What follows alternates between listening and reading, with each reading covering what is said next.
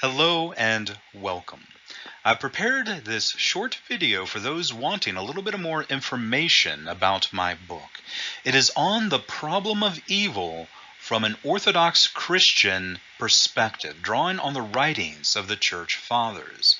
It is an outgrowth of a course I've taught over the years at the Pappas Patristic Institute at the Greek Orthodox School of Theology in Brookline, Massachusetts.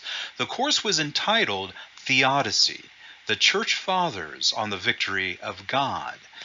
Now, here I need to stop for a second because this book is written for a general academic audience, which means it's open to everyone, but it assumes a little bit of background from academia. And so we encounter this word which might be new to some of you, theodicy. Theodicy is the technical term for the theology on why evil exists. Why do bad things happen to good people and good things happen to bad people within the context of God's providential care of the world?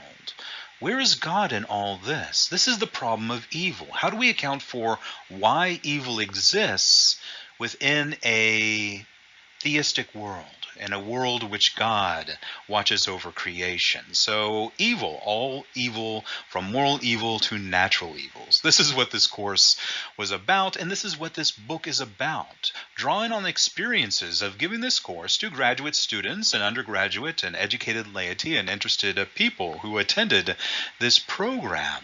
Over the last decade, I've prepared this book. And the book draws on the writings of the Church Fathers, those theologians of the Orthodox tradition who have written about the problem of evil in all its myriad forms.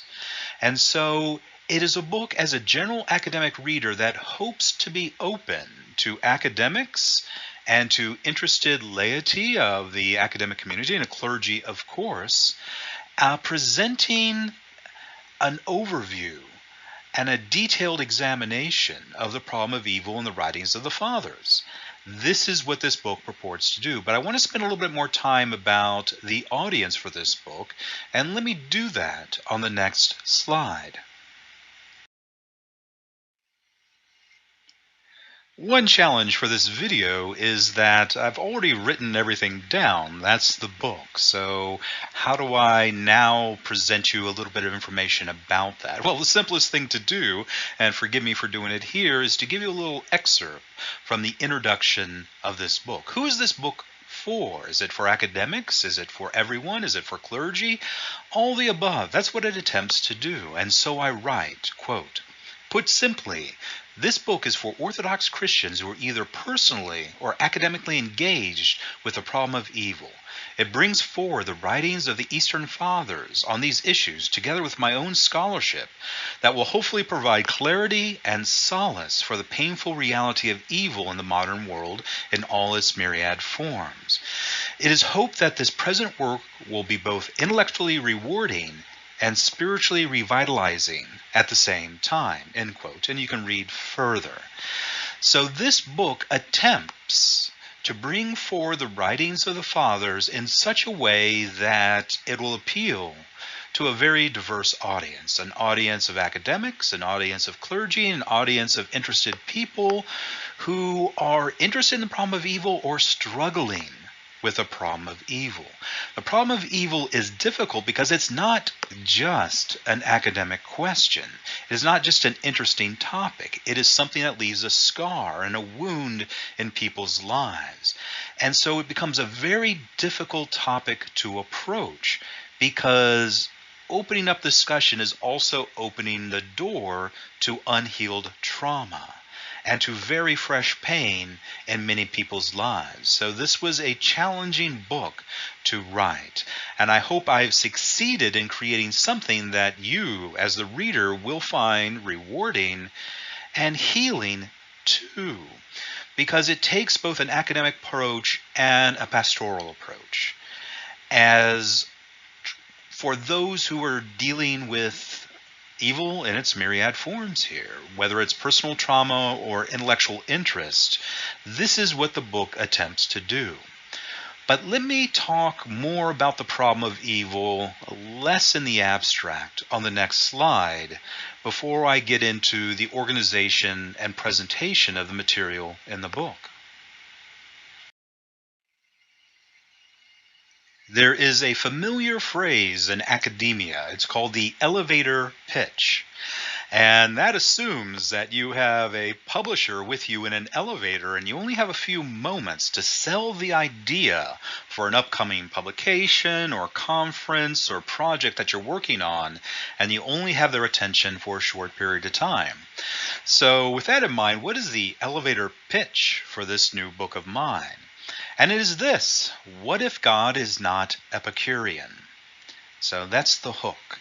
For an academic audience, they would know what an Epicurean is and find this very ironic question intriguing. That is the hope of the elevator pitch. For all of us, well, what is an Epicurean? Well, that is a follower of Epicurus. It's the closest thing to an atheist in the ancient world that you will find from the philosophical tradition of pagan Greece, Epicurus. You can see the dates here. And his philosophy was based on the idea that if the gods exist, there's no way you can show they take an interest in the lives of human beings. Because look at the state of the world. Because if you imagine that there is gods for pagan Greece, why is there so much pain and suffering in the world? And so a quote attributed to Epicurus here. Is God willing to prevent evil, but not able? Then he's not omnipotent. Is he able, but not willing to prevent evil? Then he's malevolent. Is he both able and willing? Then whence cometh evil? If he's neither able nor willing, then why call him God? So no punches withheld here. It's a devastating attack on the idea that of theism in general, but more particular for him, can you show that gods care about the lives of human beings? Isn't it not better to just focusing on living the good life? And this is Epicurus's philosophy. He's not really a glutton, as the word Epicurean suggests. For him, evil is pain, suffering, and deprivation. And good is the alleviation of pain, the alleviation of suffering, and the removal of privation from our lives. And therefore, live lives of moderation, eat well, be healthy, because that's the only good in life. It is a message that's sold and continues to sell. The modern atheists of today, such as Richard Dawkins, are nothing more than an Epicurean, just repackaging his ideas to sell books, in order to convince people that if the world is so filled with evil, where's God? And does God exist, or does God even care about us? It's a devastating attack, but it's not a new attack. The church has dealt with this. In fact, Paul in the New Testament debates the Epicureans in Athens in the book of Acts. It's nothing new to the church.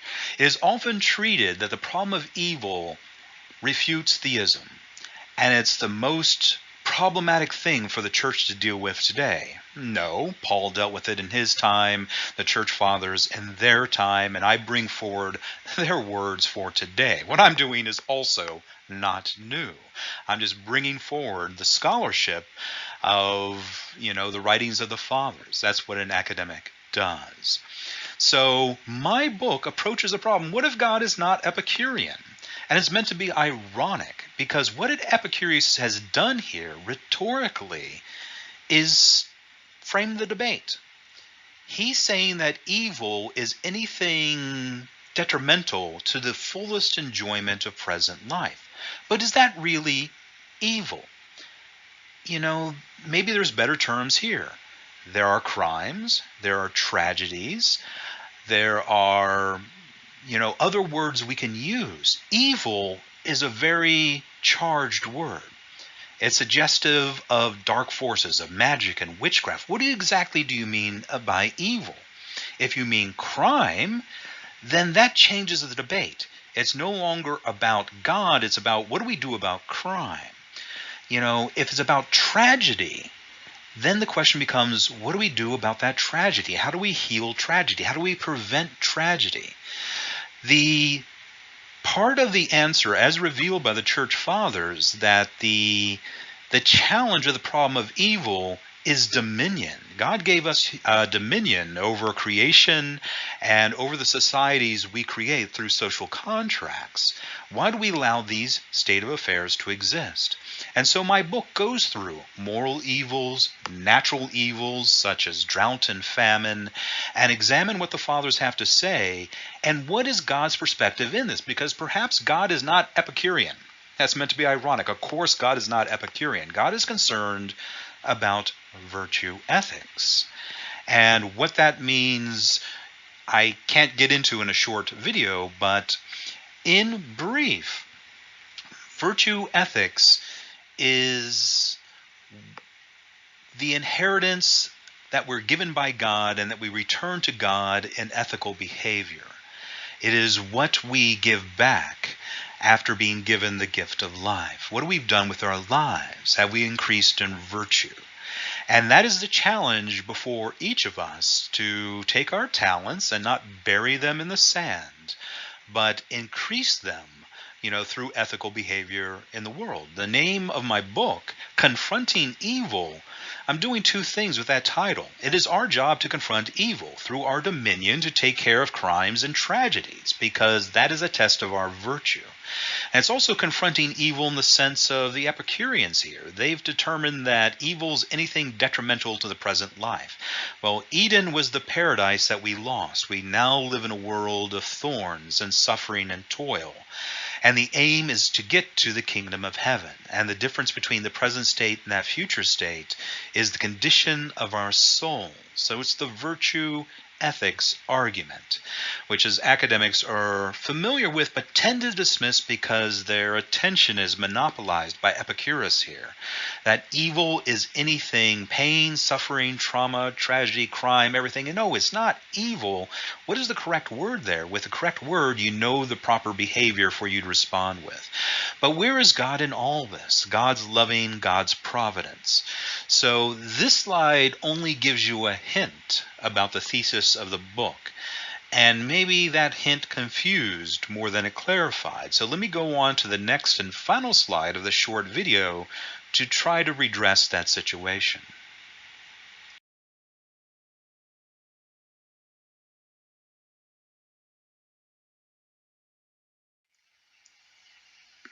I want to begin by recounting an incident from my undergraduate days at university. I went to the library being interested in the problem of evil and wanting to know what the experts, what the trained academics had to say on the subject. And so I found a certain book by a certain author. I've actually forgotten the book and the author, but I opened it up and began to read. And this particular author begins by saying that theologians say that evil is nothing more than the absence of good, just as darkness is the absence of light. But you would not say that to a parent whose child has been diagnosed with cancer, end quote. And I read those two sentences, and I was shocked. I said, well, that's powerful. That's a powerful impact those sentences leave. But I also noticed a deception. The question wasn't, what do you say to a parent whose child has been diagnosed with cancer? No, the question is, what is evil? And that is, the good is, the darkness is the absence of the light, and evil is the absence of the good.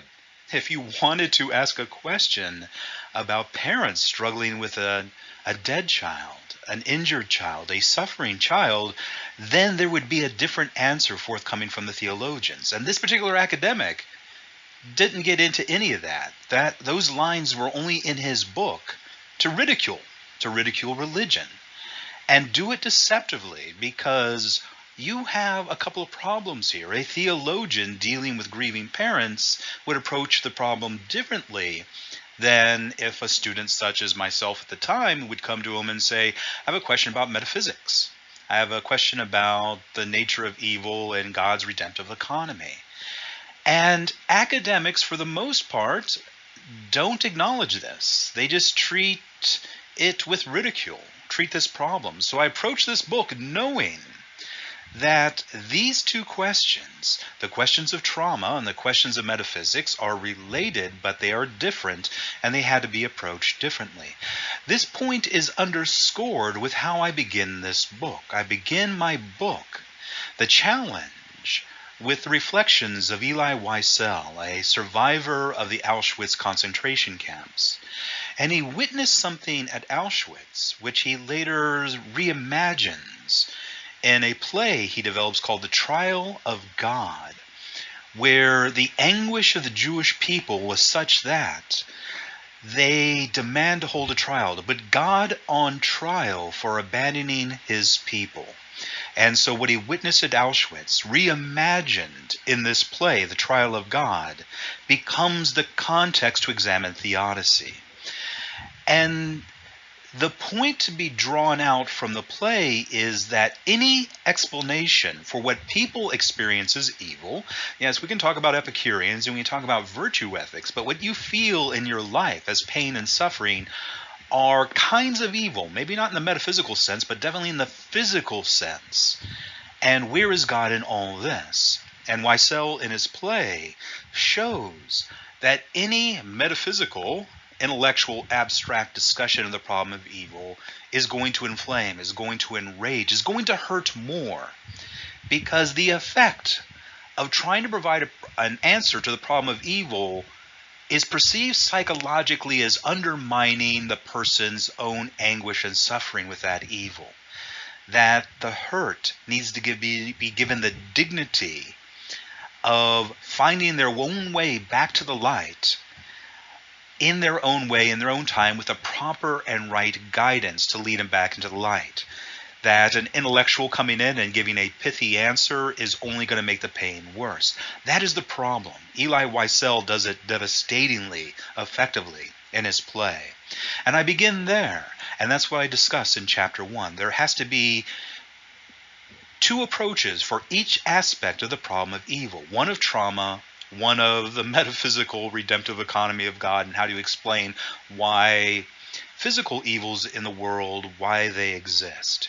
And this is what this book sets out to do. It parses out the problem. One, there are the pastoral considerations. That's how the book begins, and that's how the book ends. Chapters 1 and 2 and 10 and 11 are all about trauma, the pastoral considerations. For the space for discussion of the redemptive economy of God, as is discussed by the Fathers, that is the heart of the book. That is set aside for when the reader is ready to engage with that after the pastoral considerations are done. I bookend the book with the pastoral considerations. There's a chiastic pattern to the way I lay out my book. The heart of the book is the redemptive economy. What do the Fathers have to say about the phenomenal evils, the evils in the flesh, the evils of the physical life, not just the metaphysical aspect of evil? What do the Fathers have to say? That is part 3 in the book. Part 2 of the book is very important because the Church Fathers do not invent theology. It's already there in the Holy Scriptures themselves. And so I take the time to go through the Scriptures, particularly of the Hebrew Bible, dealing with the problem of evil in the person of Jonah and the book of Job. Two very profound meditations on the problem of evil. And I go through the scholarship there. I go through the engagements of the Church Fathers with the Holy Scriptures before I get to the heart of the book, which is part 3, the redemptive economy. That is, where is the loving God in all this experience of life, which people call evil, but is actually other things? It's really tragedy. It's really crime. It's really issues that fall under our dominion to redress in order to prove our virtue to God. And I handle those practical questions. Theoria is part 2. Praxis is part 4. Dominion and social justice. That what is evil? Well, it's a test of virtue. What are we going to do about it? The case of natural evils. I examined drought and famine, which happens to be one of the favorite things for atheists to bring up about If there's a loving God, then why are there droughts and famines?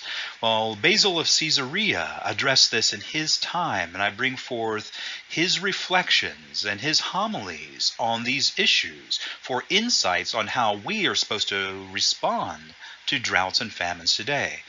And I do this as well with the case of moral evils, taking as its case study the issue of warfare. And then I conclude the book with the pastoral considerations, because academic meditations are one thing, the personal experience of evil is another, as Eli Wiesel really hits and underscores when he puts God on trial in his play. So healing of trauma, how do we go about that? And I offer 2 chapters on this subject, God with Us and Jonah Outside the Walls, referring back to the earlier part of the book where I talk about the book of Jonah. And that brings me to one other thing I want to highlight in this brief introduction video. That one of the considerations in writing this book is that I felt it needed to be short. Long books are put on bookshelves and not read. Short books have a chance to be read. And so this is about 200 pages, and it's 11 chapters. Each chapter short enough and approachable enough, but deep enough for an interested reader to get what they need, get what they want. But it's not the final word on the subject. There's certainly plenty of opportunity for me to continue writing books on this subject in the future, or other scholars to take up my lead, or challenge my conclusions and have this important discussion, because theodicy is the key issue today. It is the one thing that troubles the average parishioner in their daily lives. And recovering the writings of the fathers is important work to be done. And that is what I have begun here and offer to you as a reader with something hopefully that is approachable for everyone, for clergy, for the academic, and for the interested everyday person in their everyday lives who, will benefit most, I hope, from this book. So with all that in mind, I'm going to conclude this intro lecture and leave it at that for now.